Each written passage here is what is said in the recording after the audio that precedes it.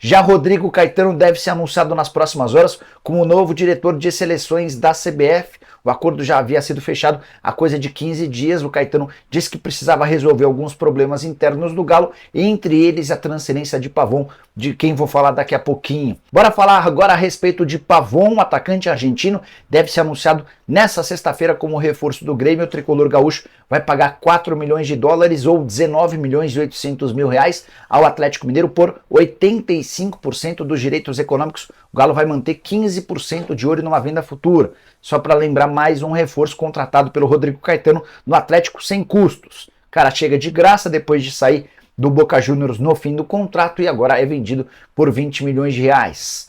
Além de garantir 20 milhões, o Atlético também passa a economizar cerca de 1 milhão de reais por mês entre salários, direitos de imagem e luvas. Era esse o preço do Pavon a cada 30 dias.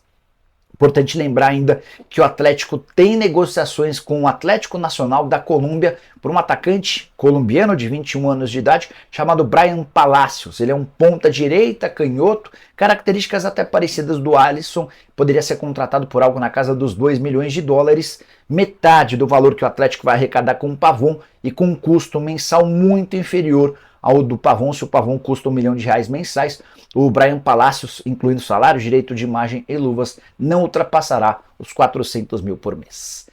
O Patrick do Atlético, o Corinthians fez contato com o Atlético pelo Patrick. Aí eu confirmei, gente, a notícia não é que ele está fechado com o Corinthians, você tem que explicar. A notícia é que houve um contato do Corinthians, uma sondagem pelo Patrick do Atlético. A notícia é exatamente essa. Se vai virar negócio, se vai avançar, se o Patrick vai ficar aqui ou se vai para o Corinthians, eu sinceramente não sei. Mas o contato foi feito. E um outro negócio que inclusive o Thiagão está confirmando ali, eu tentei aqui, mas não consegui, que parece que o Vasco retomou pelo menos o interesse pelo Vargas. Tô tentando. Tá tentando também? Ainda não consegui.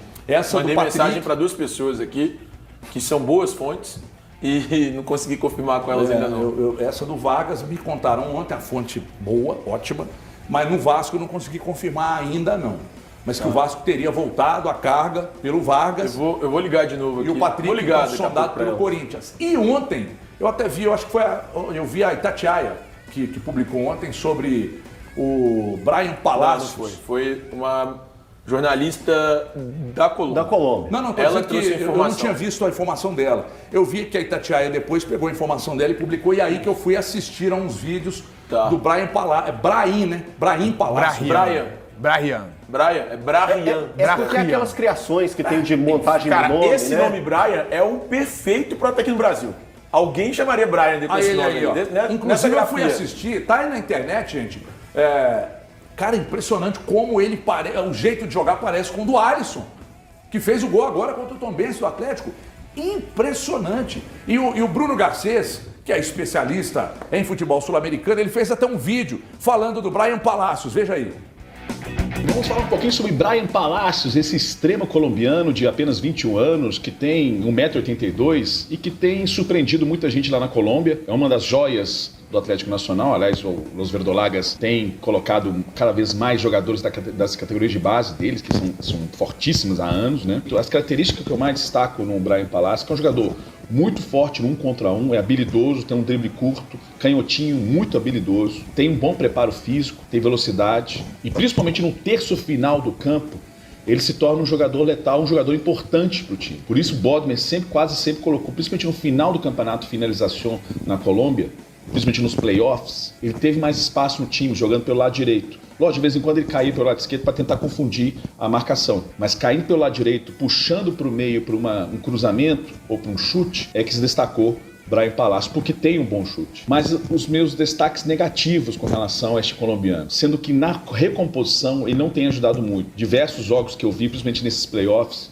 na Colômbia, em que ele deixava um espaço enorme na defesa. Tá certo que o time não era tão organizado, o time do Bodmer, talvez por isso não tenha chegado às finais, mas ele também não tinha uma consciência tática também para recompor uma segunda linha, para marcar os corredores, proteger os corredores, principalmente o lado direito dele, onde ele trabalhava mais. E o Yazin, muitas vezes eu vi ele segurando a bola demais. Como tem muita habilidade, e tem um bom chute, em trechos do campo, segurando a bola onde não deveria segurar. E uma outra crítica que eu tenho a fazer também é participar mais durante os 90 minutos. Participar mais do jogo. Eu me lembro do jogo do Atlético Nacional, há pouco tempo, em que Mena estava em campo também, um garoto que já foi vendido. Oscar Pereira, que continuou no clube, para mim, é até mais jogador que Bryan Palacios, em que eles buscavam o jogo, eles chamavam o jogo para si, tentavam se apresentar para uma saída de bola. Bryan Palacios estava quietinho na dele, pouco participativo. É um jogador com muito potencial, com muita habilidade nessa canhotinha, mas precisa evoluir muito para um trabalho coletivo, um trabalho competitivo como é o futebol brasileiro. Para mim, seria um jogador para compor elenco, para, quem sabe, lapidar e trabalhar no futuro com ele. Eu, sinceramente, teria escolhido o Oscar Pereira. Eu acho um jogador mais pronto e tem mais qualidades.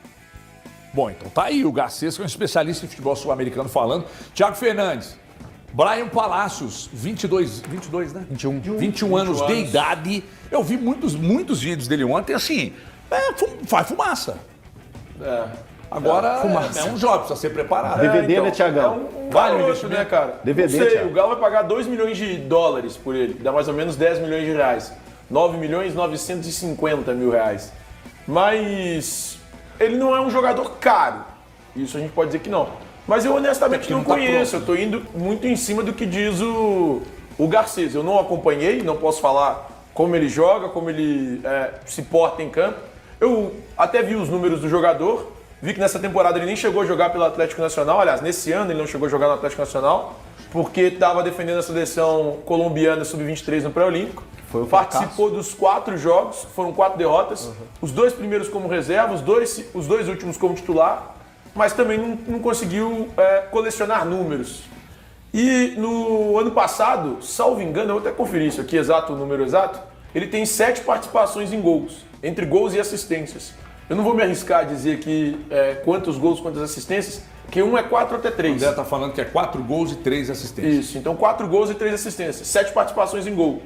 Um jogador que jogou mais de 40 partidas. Foi algo próximo de 47 partidas, o André vai te confirmar aí também. Mas eu acho muito pouco. 7 gols, 7 participações em gols em mais de 40 jogos. Para um jogador que atua no setor ofensivo. Vejamos se no Atlético ele consegue mostrar todo o potencial dele. Porque potencial, como disse o Garcês, ele tem. A questão é, ele vai conseguir desabrochar no Atlético? Recentemente o Atlético trouxe um colombiano, trouxe até anunciando como um diamante, como uma joia, era o Dylan Borreiro. Ele não desabrochou no Galo. Teve que sair e tá jogando fora do país. E chegou ainda mais jovem, né, Thiago? Chegou ainda mais jovem, chegou com 18 anos. Não, e o Borreiro ainda tem essa questão aí que teve uma cobrança recentemente com o Atlético. Da multa, Exato. Da multa e tal. Então, gente, eu quero ver se vai ser um cara nesse mesmo estilo ou se vai mostrar um futebol bem diferente. Já que a gente falou em Bryan, né? A gente vai daqui a pouco, depois do intervalo. A minha rapaziada, tá aí, né? O Galo aí negociou o Pavão com o Grêmio, né? O atacante sai aí por 4 milhões de dólares, né? O Atlético aí sai com uma vantagem de diminuir aí cerca de 1 milhão de salário, né? Que era o que o Atlético pagava mais ou menos ao jogador, né? E a equipe do Galo aí também tem quase um acerto já, né? O atacante Bryan Palacios, né? Deve chegar aí para reforçar a equipe do Galo para essa temporada. O Galo que buscou fez alguns contatos para atacante, não conseguiu alguns, né? Vai chegar o Bernard, né? E provavelmente aí Bryan Palacios também deve reforçar a equipe do Galo para o restante da temporada, né? Deixa aí sua opinião sobre isso aí, tá? Também tem o Vargas, né? Que deve aí estar fechando com a equipe do Vasco, né? Provavelmente aí parece que o interesse do Vasco pelo jogador está reacendendo, né? O Vasco precisando de jogador para o seu ataque, pode aí acabar levando o Vargas, né? Uma coisa que ajudaria bastante o Atlético a diminuir mais ainda a sua folha com um jogador que não vem sendo reaproveitado, né? Então deixa aí sua opinião, se inscreve no canal, ative as notificações.